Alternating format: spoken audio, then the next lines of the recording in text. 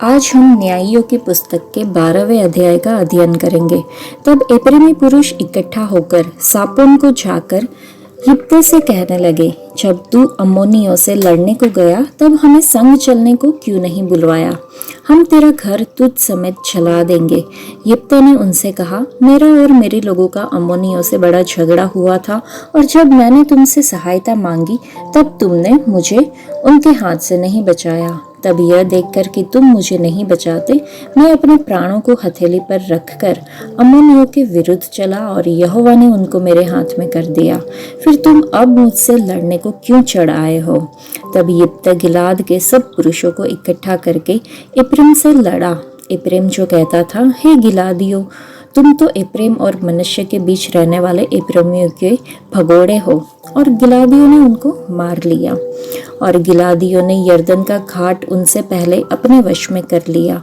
और जब कोई एप्रैमी भगोड़ा कहता, मुझे पार जाने दो, तब गिलाद के पुरुष उससे पूछते थे, क्या तू एप्रैमी है? और यदि वह कहता नहीं, तो वे उससे कहते, अच्छा शिब्बोलेत कह। और वह कहता सिब्बोलेत, क्योंकि वह इसका ठीक से उच्चारण नहीं कर पाता था। तब वे उसको पकड़कर यरदन के घाट पर मार डालते थे और इस प्रकार उस समय 42,000 एप्रैमी मारे गए। यिप्तह 6 वर्ष तक इस्राएल का न्याय करता रहा। तब यिप्तह गिलादी मर गया और उसको गिलाद के किसी नगर में मिट्टी दी गई। उसके बाद बेतलहम का निवासी इबसान इस्राएल का न्याय करने लगा। उसके 30 बेटे हुए और उसने अपनी 30 बेटियों का बाहर विवाह कर दिया और बाहर से अपने बेटों का विवाह करके 30 बहू ले आया। वह इस्राएल का न्याय 7 वर्ष तक करता रहा। तब इबसान मर गया और उसको बेतलहम में मिट्टी दी गई।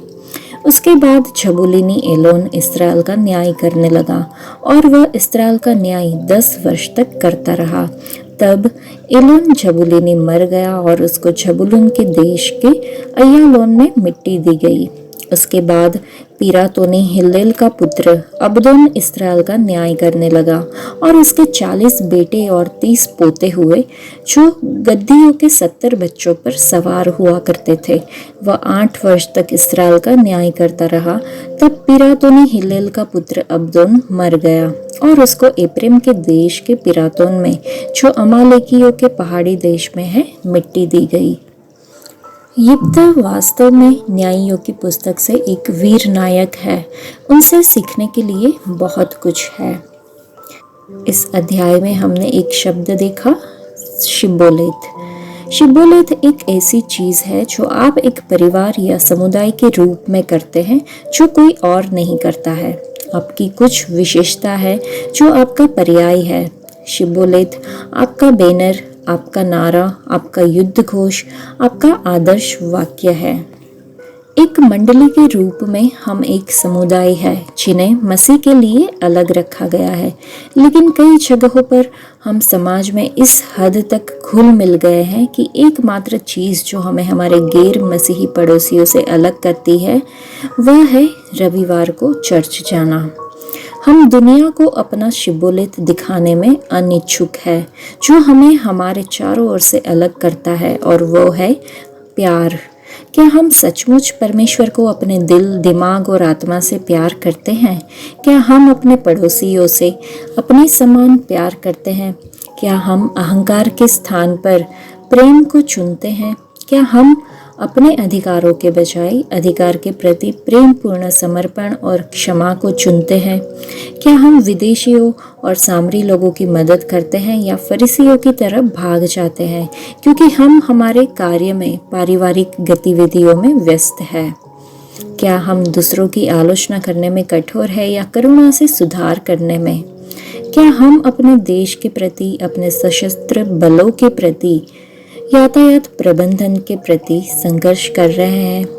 क्या हम पुलिस कर्मियों को प्रति प्रेम दिखाते हैं? आइए अपने प्यार के शिब्बोलेत को लागू करने के लिए प्रतिबद्ध हो जाएं, क्योंकि जब हम प्यार पर ध्यान केंद्रित करते हैं तो सच्चा प्यार, जैसा प्रभु यीशु मसीह चाहते हैं, अधिक से अधिक लोग मसीह की ओर आकर्षित होंगे। आज के लिए इतना ही। परमेश्वर आप सबको आशीष दे।